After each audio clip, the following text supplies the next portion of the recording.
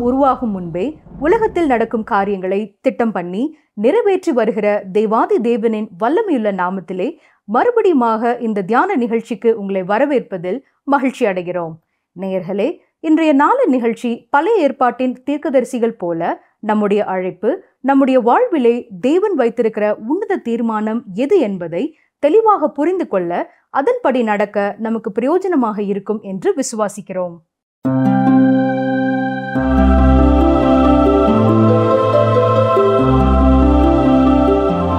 தொடர்ந்து எங்களோடு இந்த வேதாராய்ச்சி நிகழ்ச்சியிலே கலந்து கொண்டு வரும் உங்களை கிறிஸ்து இயேசுவின் கிருபை நிறைந்த நாமத்தில் வாழ்த்துகிறேன்.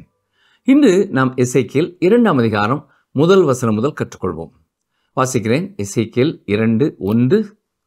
அவர் என்னை நோக்கி, மனுபுத்திரனே, உன் காலூன்றி நில், உன்னுடனே பேசுவேன் என்றார். எசேக்கியேல் தரிசனம் கண்டபொழுது முகங்குப்புற விழுந்த நிலையிலிருந்து எழும்பவில்லை. இப்பொழுது அவன் தேவனிடத்திலிருந்து அழைப்பையும் கட்டளையையும் பணியை செய்வதற்கான வல்லமையையும் பெற்று கொண்டிருக்கிறான். தேவன் அவனை மனுபுத்திரனே என்று அழைக்கிறார். இந்த எசேக்கியேலின் புத்தகத்திலே இந்த வார்த்தை 100 முறை வருகிறது. தானியேலும் மனுபுத்திரனே என்று அழைக்கப்பட்டார். இந்த இருவர் மட்டுமே இந்த பெயரினாலே அழைக்கப்பட்டிருக்கிறார்கள். இதே கருத்தில்தான் இயேசு கிறிஸ்துவும் புதிய ஏற்பாட்டிலே தன்னை குறித்து கூறியிருக்கிறார்.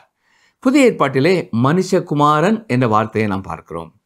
மக்கள் அவரை புறக்கணிப்பதை குறித்தும், அவரை தாழ்மைப்படுத்துவதை குறித்தும், அவர் மகிமைப்பட போவதை குறித்தும் சொல்லும் பொழுதெல்லாம் மனுஷகுமாரன் என்ற வார்த்தையைத்தான் இயேசு கிறிஸ்து பயன்படுத்தினார்.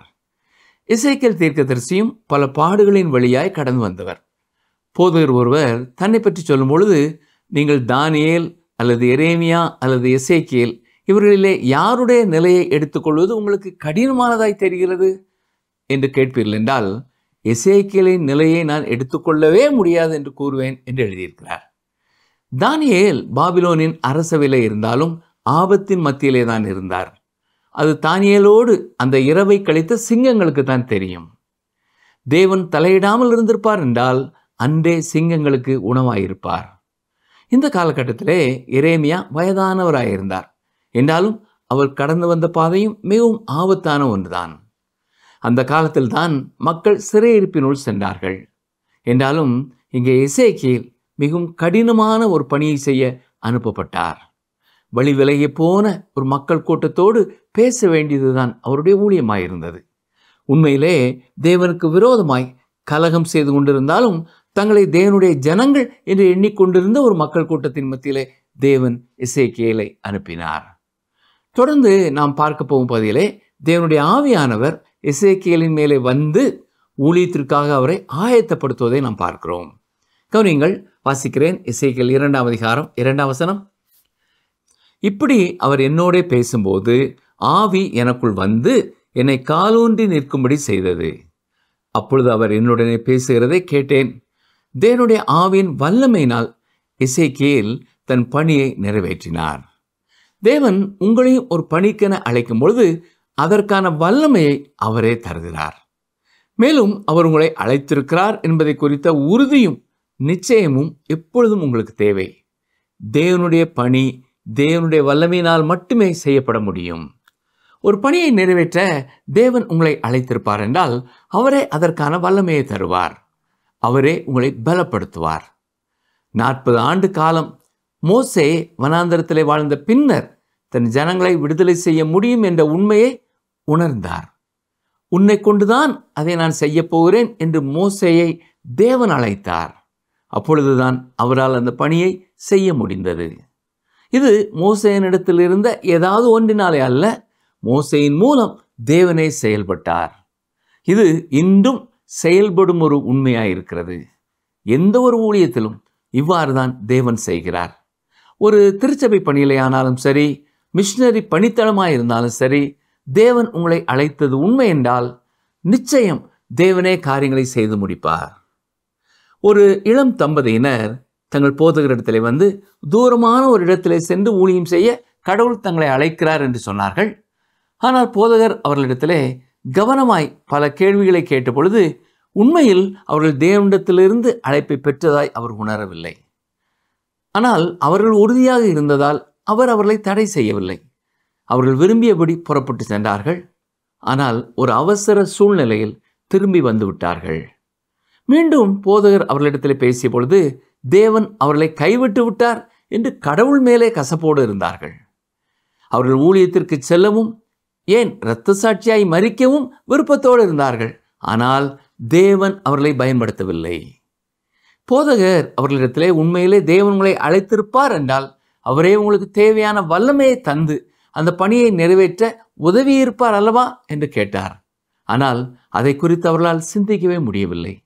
ஏனென்றால் அவர்கள் அந்த கண்ணோட்டத்திலே சிந்தித்து பார்த்ததே இல்லை.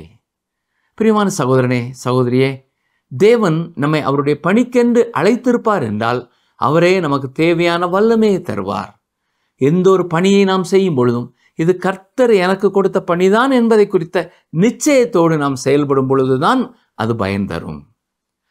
நாம் சிந்திக்கக்கூடிய எந்த ஒரு பணியை காட்டிலும் கடினமான பணியை செய்ய தேவன் எசேக்கியேலை அழைத்தார். அவனுடைய பணியை குறித்து இப்பொழுது அவனுக்கு எடுத்து சொல்ல போகிறார். கவனியுங்கள், நம்மிடத்திலே கர்த்தர் ஒரு வேளை இவ்வாறு பேசியிருப்பார் என்றால், ஐயோ ஆண்டவரே, இந்த வேலை எனக்கு வேண்டாம், இப்பொழுதே என்னுடைய ராஜினாமா கடிதத்தை கொடுக்கிறேன் என்று சொல்லியிருப்போம். ஆனால் கர்த்தர் என்ன சொல்கிறார்? எசேக்கியேல் 2:3-4 அவர் என்னை நோக்கி, மனுபுத்திரனே, எனக்கு விரோதமாய் எழும்பின கலகக்கார ஜாதியாகிய இஸ்ரவேல் புத்திரரிடத்திற்கு நான் உன்னை அனுப்புகிறேன். அவர்களும் அவர்கள் பிதாக்களும் இந்நாள் வரைக்கும் எனக்கு விரோதமாய் துரோகம் செய்தார்கள். அவர்கள் கடின முகமும் முரட்டாட்ட இருதயமும் உள்ள புத்திரர். அவர்களிடத்திற்கு நான் உன்னை அனுப்புகின்றேன். கர்த்தராய் ஆண்டவர் இன்னின்னதை உரைக்கிறார் என்று அவர்களோட சொல்லு. கலகக்கார ஜாதியாகிய இஸ்ரவேலரிடத்தில் நான் உன்னை அனுப்புகிறேன் என்கிறார். கலகக்காரர் என்ற வார்த்தை இந்த புத்தகத்திலே அடிக்கடி இடம்பெற்றிருக்கிறது. ஆம், இவர்கள் தேவனுக்கு விரோதமாய் கலகம் செய்தவர்கள். இங்கே ஜாதியாராகிய என்று மொழிபெயர்க்கப்பட்டிருக்கிற வார்த்தையை பொதுவாய் தேவன் தன் ஜனங்களை குறித்து சொல்ல பயன்படுத்துகிறதில்லை. ஜாதியார் என்று மொழிபெயர்க்கப்பட்டிருக்கிற வார்த்தை எபிரேய மொழியிலே கோய் எனப்படும். இஸ்ரவேல் ஜனங்கள் தேவனை அறியாத புறஜாதி மக்களை குறித்து பேசும் பொழுதுதான் இந்த வார்த்தையை பயன்படுத்துவார்கள்.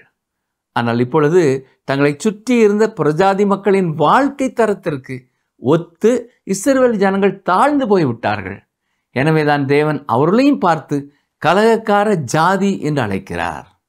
பிரியமானவர்களே, இன்றும் நற்செய்தி தொட முடியாதபடி கடினமான ஒரு மக்கள் கூட்டம் உண்டு என்றால் அவர்கள் திருச்சபையில் உள்ளவர்கள்தான்.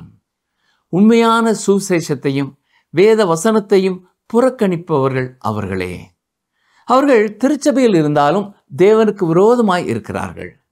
திருச்சபைக்கு வந்து போவது அவர்களுக்கு ஒரு விளையாட்டாய் இருக்கிறது. அவர்கள் தூக்க மயத்திலும் சுகபோகமான வாழ்க்கையிலும் இருக்கிறார்கள். அவர்கள் ரட்சிக்கப்பட வேண்டும் என்றும் தேவனுக்கு கீழ்ப்படிய வேண்டும் என்றும் அவர்கள் பாவிகளாக இருக்கிறார்கள் என்றும் யாரும் வந்து சொல்ல அவர்களுக்கு விருப்பமில்லை. அவர்களே இன்று சந்திக்கப்பட வேண்டிய கடினமான மக்கள். இப்படிப்பட்ட மக்களை கர்த்தருக்கு நேராக திருப்ப முயலும் போதகர்களுக்காக நான் ஜெபிக்கிறேன்.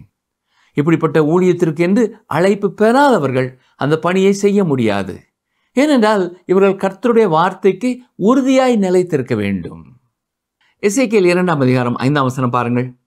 கலக வீட்டாராகிய அவர்கள் கேட்டாலும் சரி கேளாவிட்டாலும் சரி தங்களுக்குள்ளே ஒரு தீர்க்கதரிசி உண்டு என்கிறதை அவர்கள் அறிய வேண்டும். இங்கே கர்த்தர் எசேக்கியேலுக்கு சொல்வது என்ன? என் ஜனங்கள் அண்டை நீ செல்ல வேண்டும் என்று உன்னை அழைக்கிறேன். அவர்கள் கேட்டாலும் சரி கேட்காவிட்டாலும் சரி தேவனுடைய வார்த்தையை கூறும் ஒரு தீர்க்கதரிசி அவர்கள் மத்தியிலே இருக்கிறார் என்பதை அவர்கள் அறிய வேண்டும் என்கிறார். எசேக்கியேல் கர்த்தருடைய வார்த்தையை கூறும் பொழுது அதை ஒத்துக்கொள்ளாதவர்களும் எசேக்கியேலின் காலத்திற்கு பின் நிச்சயமாய் அவர் ஒரு கர்த்தருடைய தீர்க்கதரிசி என்றுதான் சொல்லியிருப்பார்கள். இந்த வேதாராய்ச்சி செய்திகளை நீங்கள் கேட்கும் காலங்களை கடந்த பின்னரும் நிச்சயமாக இந்த நிகழ்ச்சிகள் கர்த்தருடைய வார்த்தையைத்தான் உங்களுக்கு கொடுத்தன என்பதை நீங்கள் உணர்ந்து கொள்ள வேண்டும். எசேக்கியேல் 2:6 மனுபுத்திரனே, நீ அவர்களுக்கு பயப்பட வேண்டாம், அவர்கள் வார்த்தைகளுக்கும் அஞ்ச வேண்டாம். நெரிஞ்சல்களுக்குள்ளும் முள்ளுகளுக்குள்ளும் நீ தங்கியிருந்தாலும், நீ தேள்களுக்குள் வாசம் பண்ணினாலும், நீ அவர்கள் வார்த்தைகளுக்கு பயப்படாமலும் அவர்கள் முகத்துக்கு கலங்காமலும் இரு, அவர்கள் கலக விட்டார். வெளிப்படையாகவே எசேக்கியேல் ஆபத்தை சந்திக்க போகிறார். எனவேதான் நீ பயப்படாமலும் அவர்கள் முகத்துக்கு கலங்காமலும் இரு என்று கர்த்தர் சொல்லுகிறார். எசேக்கியேலின் பணி எப்படிப்பட்டதாக இருக்க போகிறது என்பதை தேவன் முன்னறிவித்து விட்டார். எனவே அதற்காக அவரை ஆயத்தப்படுத்துகிறார். 3ஆம் அதிகாரத்திலே கடினமான பணிக்காக தீர்க்கதரிசியை கர்த்தர் ஆயத்தப்படுத்துகிறார். எரேமியாவை விட எசேக்கியேல் வித்தியாசமானவர். உள்ளம் உடைந்த கண்ணீர் சிந்தும் கண்களை உடையவரும் எரேமியா. அந்த குறிப்பிட்ட காலகட்டத்திலே தன் ஜனங்களை சிறையிருப்பினுள் அனுப்புவது கர்த்தருக்கு எத்தனை வேதனையாய் இருக்கிறது என்பதை அவர்கள் உணர்ந்து கொள்ளும்படியாகத்தான் கண்ணீர் சிந்தும் எரேமியாவை தேவன் அவர்களுக்குள்ளே அனுப்பினார். இப்பொழுது ஜனங்கள் ஏற்கனவே சிறையிருப்பினுள் சென்று விட்டார்கள். அவர்கள் கலகம் செய்பவர்களாகவும் கசந்த இருதயம் உள்ளவர்களாகவும் இருந்தார்கள். எருசலேம் நகரம் அழிக்கப்பட்டு விட்டது. தேவாலயம் தீக்கு இரையாக்கப்பட்டு விட்டது. யூதா ஜனங்கள் சிறைப்பிடிப்பினுள்ளே சென்று 7 ஆண்டுகளுக்கு பின்னர் தான் எருசலேம் அழிக்கப்பட்டது. இப்படிப்பட்ட நேரத்திலும் கள்ள தீர்க்கதரிசிகள் அவர்கள் இன்னும் கர்த்தருடைய ஜனங்களாய் இருக்கிறார்கள் என்றும் மீண்டும் தங்கள் வீடுகளுக்கு திரும்பி செல்வார்கள் என்றும் பொய்யாய் தீர்க்க தரிசனம் சொல்லிக் கொண்டிருந்தார்கள். எசேக்கியேலை பார்த்தும் இதைத்தான் சொன்னார்கள். நீ எங்களுக்கு கூறும் செய்தி என்ன? நாங்கள் கர்த்தருடைய ஜனங்கள் தான். நாங்கள் எங்கள் தேசத்திற்கு திரும்பி செல்ல போகிறோம். நீண்ட காலம் இங்கே நாங்கள் இருக்க போவதில்லை என்றார்கள். ஆனால் தேவன் எசேக்கியேலை பார்த்து அவர்கள் திரும்பி செல்ல போவதில்லை என்பதை அவர்களுக்கு சொல்லு என்று கூறினார். இங்கே அவர்கள் கடினமாய் உழைத்து இந்த நதியின் கரை ஓரத்திலே தோட்டங்களிலே வேலை செய்ய போகிறார்கள். கட்டிடங்களை கட்டப் போகிறார்கள். ஒரு கடினமான காலத்தை அவர்கள் சந்திக்க போகிறார்கள் என்று கூறினார். தொடர்ந்து அங்கே என்ன நடக்கிறது பாருங்கள். எசேக்கியேல் 3ஆம் அதிகாரம் 1ஆம் வசனம். பின்பு அவர் என்னை நோக்கி, மனுபுத்திரனே, நீ காண்கிறதை புசி, இந்த சுருளை நீ புசித்து இஸ்ரவேல் சந்ததியாரிடத்தில் போய் அவர்களோட பேசு என்றார். மீண்டும் கர்த்தர் எசேக்கியேலை பார்த்து புத்திரனே என்று அழைக்கிறார். இந்த கடினமான வேலைக்காக அழைக்கப்பட்ட எசேக்கியேலுக்கு கர்த்தர் கொடுத்த பெயர் மனுபுத்திரனே என்பது. நான் காண்பிக்கிற இந்த சுருளை புசித்து இஸ்ரவேல் ஜனங்களிடத்திலே போய் பேசு என்கிறார். எசேக்கியேல் கர்த்தருடைய வார்த்தையை முழுமையாக ருசிக்க வேண்டும். ஆம் பிரியமானவர்களே, கர்த்தருடைய வார்த்தை இன்று நமக்கும் நம்முடைய வாழ்க்கையின் ஒரு பகுதியாக வேண்டும். கர்த்தருடைய வார்த்தையிலே இருதயம் இல்லாத எவரும், கர்த்தருடைய வார்த்தையை பூரணமாய் விசுவாசிக்காத யாரும் கர்த்தருடைய வார்த்தையை மற்றவர்களுக்கு போதிக்க வேண்டியதில்லை. பிரசங்க பீடம் என்பது அழகான அடுக்குமொழிகளை பேசும் ஒரு இடம் அல்ல. கர்த்தருடைய வார்த்தையை நம்பிக்கையோடு பிரசங்கிக்கும் இடம். எசேக்கியேல் 3ஆம் அதிகாரம் 2-3 வசனங்களை பாருங்கள். அப்படியே என் வாயை திறந்தேன். அப்பொழுது அவர் அந்த சுருளை எனக்கு புசிக்க கொடுத்து, மனுபுத்திரனே, நான் உனக்கு கொடுக்கிற இந்த சுருளை நீ உன் வயிற்றிலே உட்கொண்டு அதனால் உன் குடல்களை நிரப்புவாயாக என்றார். அப்பொழுது நான் அதை புசித்தேன். அது என் வாய்க்கு தேனை போல் தித்திப்பாய் இருந்தது. நமது ஆத்மாவுக்கு தேவையான நல்ல உணவுக்கு முதலாவது நாம் எடுத்துக்கொள்ள வேண்டியது கர்த்தருடைய வார்த்தையே. நீங்கள் இயேசு கிறிஸ்துவை நேசிக்கிறீர்களா? நீங்கள் ஆம் என்று சொல்வீர்கள் என்றால் முதலாவது நான் உங்களிடத்தில் கேட்கும் கேள்வி, நீங்கள் கர்த்தருடைய வார்த்தையை நேசிக்கிறீர்களா என்பதுதான். கர்த்தருடைய வார்த்தையை நீங்கள் நேசிக்கவில்லை என்றால் இயேசு கிறிஸ்துவையும் உங்களால் நேசிக்க முடியாது. வேதாம கல்லூரியிலே பேராசிரியராயிருந்த இருவர் ஒருவரோடு ஒருவர் பேசிக் கொண்டிருந்தார்கள். அப்பொழுது ஒருவர் மற்றும் ஒருவரை பார்த்து, யாருடைய கோட்பாட்டை நீங்கள் நம்புகிறீர்கள் என்று கேட்டார். அதற்கு அடுத்தவர், யாருடைய கோட்பாடும் எனக்கு முக்கியமல்ல, வேதத்தை நேசி என்பதுதான் என்னுடைய கோட்பாடு என்று கூறினார். முதலாவது வேதத்தை நீங்கள் நேசித்தால் அது உங்களுக்கு அர்த்தமுள்ள ஒரு புத்தகமாகும். வேத புத்தகமே இயேசு கிறிஸ்துவை உங்களுக்கு வெளிப்படுத்தும். அப்பொழுது நீங்கள் அவரை நேசிப்பீர்கள். எசேக்கியேல் அந்த சுருளை உட்கொண்ட பொழுது அது அவருடைய வாயிலே தேனை போல தித்திப்பாய் இருந்தது என்கிறார். ஆம், அவர் கர்த்தருடைய வார்த்தையை நேசித்தார். சரி, எசேக்கியேல் 3ஆம் அதிகாரம் 4-5 வசனங்களை பாருங்கள். பின்பு அவர் என்னை நோக்கி, மனுபுத்திரனே, நீ போய் இஸ்ரவேல் சந்ததியாரிடத்தில் சேர்ந்து என் வார்த்தைகளை கொண்டு அவர்களோட பேசு. விளங்காத பேச்சும் கடினமான பாஷையும் உள்ள ஜனத்தண்டைக்கல்ல, இஸ்ரவேல் சந்ததியாரிடத்திற்கே நீ அனுப்பப்படுகிறாய். தீர்க்கதரிசி மொழி அறியாத ஒரு மக்கள் கூட்டத்திற்குள்ளே அனுப்பப்படவில்லை. தன் சொந்த ஜனங்களிடத்திலேயே அனுப்பப்பட்டார். புதிய ஒரு கடினமான மொழியை அவர் கற்றுக்கொள்ள வேண்டியதாக இல்லை. அவருடைய தாய் மொழி பேசும் இஸ்ரவேல் ஜனங்களிடத்திலேயே தேவன் அவரை அனுப்பினார். எசேக்கியேல் 2ஆம் அதிகாரம் 6, 7 வசனங்களை பாருங்கள். மனுபுத்திரனே, நீ அவர்களுக்கு பயப்பட வேண்டாம், அவர்கள் வார்த்தைகளுக்கும் அஞ்ச வேண்டாம். நெரிஞ்சல்களுக்குள்ளும் முள்ளுகளுக்குள்ளும் நீ தங்கி இருந்தாலும், நீ தேள்களுக்குள் வாசம் பண்ணினாலும், நீ அவர்கள் வார்த்தைகளுக்கு பயப்படாமலும் அவர்கள் முகத்துக்கு கலங்காமலும் இரு. அவர்கள் கலக விட்டார். கலகக்காரராய் அவர்கள் கேட்டாலும் சரி, கேளாவிட்டாலும் சரி, நீ என் வார்த்தைகளை அவர்களுக்கு சொல்லு. இங்கே கர்த்தர் சொல்வது என்ன? எசேக்கியேலே, ஆணவமாக எனக்கு விரோதமாய் கலகம் செய்யும் ஜனங்களுக்குள்ளேயே உன்னை அனுப்புகிறேன்.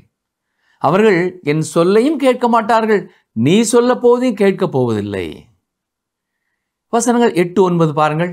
எசேக்கியேல் 2ஆம் அதிகாரம் 8, 9 வசனங்கள்.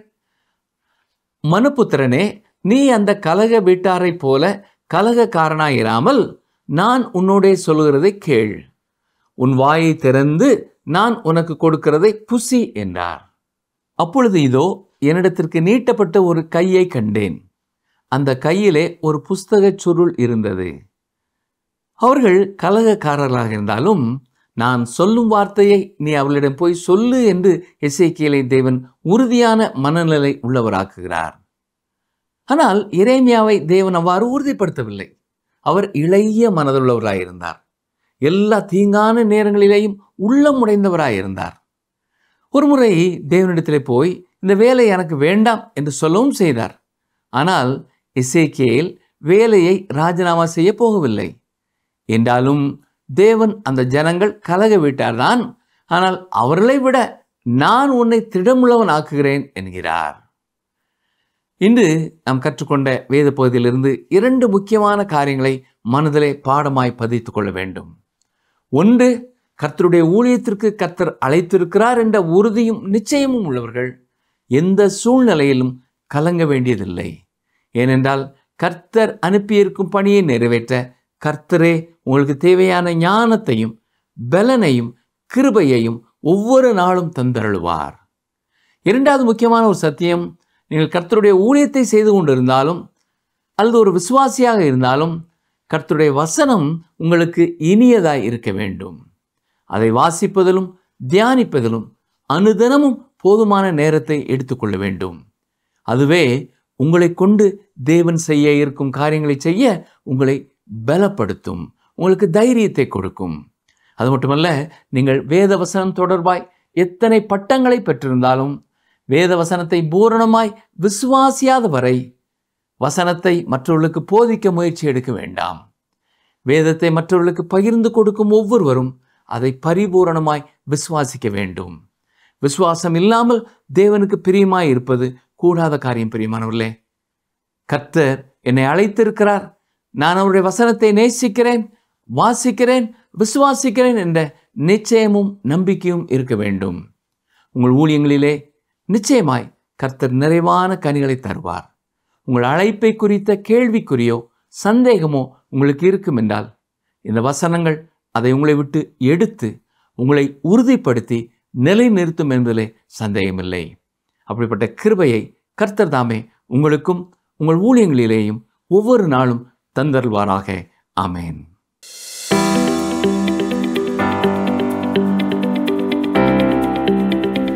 எசேக்கியேல் தீர்க்கதரிசி எதில் தங்கியிருந்து எதில் வாசம் பண்ணினாலும் பயப்படக்கூடாது என்று கர்த்தர் சொல்லுகிறார். எசேக்கியேல் தீர்க்கதரிசி எதில் தங்கியிருந்து எதில் வாசம் பண்ணினாலும் பயப்படக்கூடாது என்று கர்த்தர் சொல்லுகிறார். ஆப்ஷன் ஏ, கலகக்காரர்களோடு தங்கி ஆகாமியர்களின் கூடாரத்தில் வசித்தாலும். ஆப்ஷன் பி, நெரிஞ்சில்களுக்குள்ளும் முள்ளுகளுக்குள்ளும் தங்கியிருந்தாலும் தேள்களுக்குள் வாசம் பண்ணினாலும். ஆப்ஷன் சி, தேள்களுக்குள் தங்கி நெரிஞ்சிலுக்குள் வாசம் பண்ணி. இன்றைய கேள்விக்கான சரியான பதிலை 9962032803 என்ற எண்ணிற்கு வாட்ஸ்அப் மூலம் அனுப்புங்கள். இந்த நாளிலும் தங்களுடைய பலவித வேலைகள் மத்தியிலும் இந்த வேத தியானம் நிகழ்ச்சியில் வந்திருந்து இதை கேட்ட ஒவ்வொருவரையும் தேவன் ஆசிர்வதிப்பாராக. இந்த நாளிலும் நாம் கற்றுக்கொண்டபடியாக நம்முடைய அழைப்பு என்ன என்பதை தெளிவாக நாம் புரிந்து கொண்டு அதிலே உறுதியாக நிலைத்திருக்க தேவன் உதவி புரிந்திருப்பார் என்று நம்புகிறோம். அந்த தீர்மானத்தை நிறைவேற்றுவதற்கு நாம் தேனிலும் இனிய பொன் வெள்ளியை காட்டிலும் விலையேறப்பெற்ற வேத வசனங்களை அனுதினமும் வாசித்து அவைகளின் மூலமாக தேவனோடு உறவாடி நம்முடைய வாழ்வை தேவனுக்கு பிரியமாக கடந்து செல்ல தேவன் உதவி புரிவார் என்று நம்புகிறோம். ஒருவேளை பழைய ஏற்பாட்டின் தீர்க்கதரிசிகள் போலவோ மிகவும் கடின சூழ்நிலையில் உள்ள இடங்களிலே ஊழியம் செய்யும் ஊழியக்காரர் போலும் இல்லாவிட்டாலும் அநேக வேளையிலே நம்முடைய வாழ்க்கை நாம் இருக்கும் இடத்திலே வேதனைக்கு உள்ளாக்கப்பட்டு கடந்து செல்லுகிற ஒரு வாழ்க்கையாக இருக்கலாம். ஆனாலும் தேவனுக்கென்று நாம் நிலைத்திருக்க தீர்மானம் எடுப்போம். நிச்சயமாகவே தேவன் ஏற்ற காலத்திலே நம்மை உயர்த்துவார். இந்த நிகழ்ச்சி உங்களுக்கு பிடிச்சிருக்கா? அப்ப இப்பவே மிஸ்டர் கால் கொடுங்க. பரிசு வெல்றது நீங்களாவும் இருக்கலாம்.